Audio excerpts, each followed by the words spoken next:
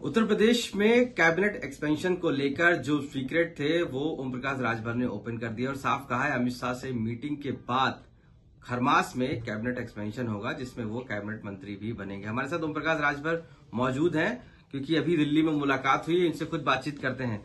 ओम प्रकाश जी, बहुत दिनों से हम लोग भी चर्चा कर रहे थे, आप भी अमित शाह जी से मिलकर आए हैं, क्या वहां बातचीत हुई आपकी?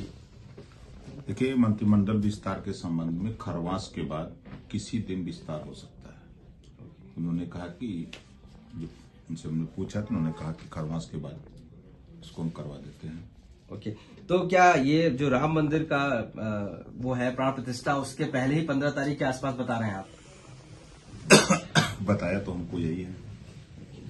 तो आप यानी कि निश्चित है कि कैबिनेट मिनिस्टर बनेंगे, इस बात की दावेदारी वहां पर पेश हुई, आपने बात की, कहा क्या हुआ? क्योंकि और भी जो दारा सिंह चौहान जैसे वो भी गए थे वहां पर मिलने, इस तरीके की क्या क्या कौन कौन मंत्री बन रहा है कुछ?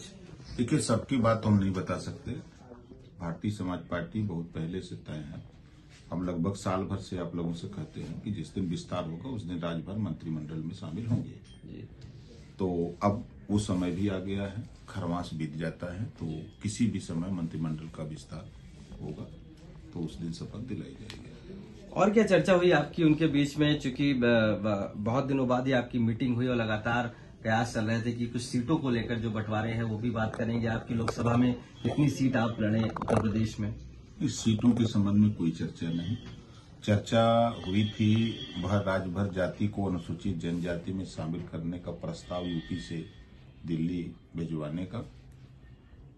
गोंड खरवार जाति के बच्चों का सर्टिफिकेट नहीं बन पा रहा है, पुलिस भर्ती निकली है, गोंड खरवार के बच्चे बहुत परेशान हैं।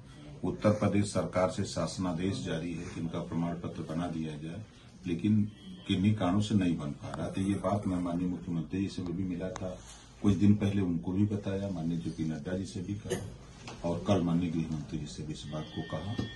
इन सब बातों के बाद तो उधर से खुद यूपी के चुनाव राजनीति के संबंध में चर्चा शुरू हुई तो उसकी विस्तृत बात हुई।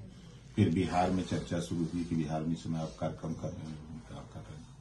तो बिहार में किसी भी समय एक हफ्ते के अंदर डेट मिलेगी, ज्वाइंट कार्यक्रम बिहार में हम लोग करेंगे और डेट आता है तो स्थान हम बता देंगे। बिहार में भी क्या आप इस बार चुनाव लड़ेंगे लोकसभा का, क्योंकि वहां से भी आपकी पार्टी लड़ेगी, और उत्तर प्रदेश में तो क्या बिहार के लिए कुछ सीटों के लिए बातचीत हुई है?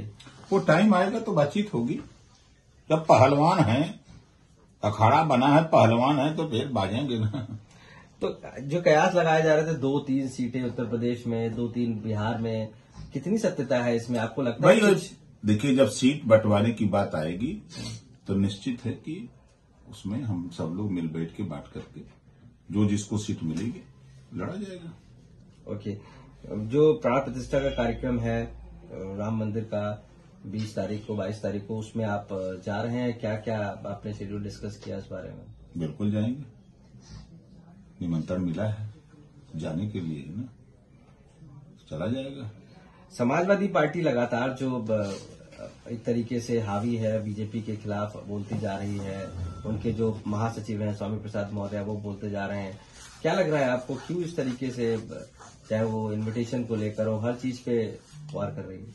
देखिए, समाजवादी पार्टी और भारतीय जनता पार्टी में डील हो गई है। ये मान लिए हैं कि हम लोगों को 80 सीट जिताने में सहयोग करना है। सपा के लोग इस बात के लिए तैयार हैं। उसका उदाहरण आपने मध्य प्रदेश में देखा।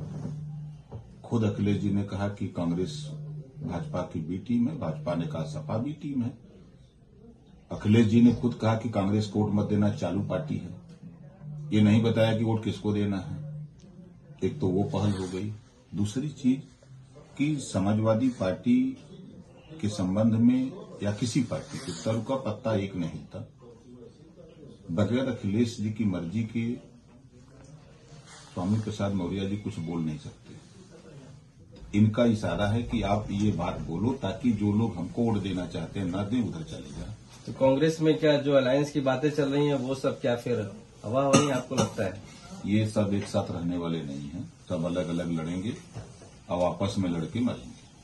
अभी कुछ दिन पहले आप बहुजन समाज पार्टी जो है उनकी चीफ मायावती को तारीफ भी कर रहे थे, वो अभी अलायंस में नहीं है, इंडी अलायंस में, आपको लगता है कि क्या बहुजन समाज पार्टी भी के साथ आएगी या किस तरीके का आपको लगता है पैटर्न है बहुजन का?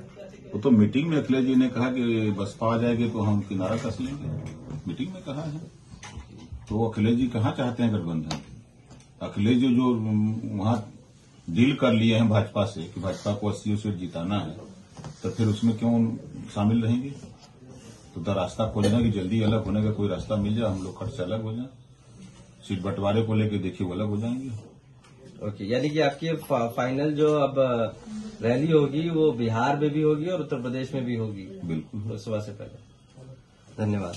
तो ओम प्रकाश राजभर साफ तौर से मानना है कि कैबिनेट का एक्सपेंशन होगा और सबसे बड़ी बात है कि बिहार उत्तर प्रदेश में भी रैली करेंगे, अपना संगठन को दिखाएंगे और सीटों के लेकर जो बातचीत है वो भी कहीं ना कहीं हुई है, लेकिन अभी कितनी सीटें मिलनी है इस बात का खुलासा नहीं हुआ। लेकिन माना जा रहा है कि लोकसभा चुनाव में ओम प्रकाश राजभर की जो पार्टी है भारतीय समाज पार्टी वो बढ़ चढ़कर हिस्सा लेगी और कई सीटों पर चुनाव लड़ेगी। लखनऊ से आशीष श्रीवास्तव, आज तक।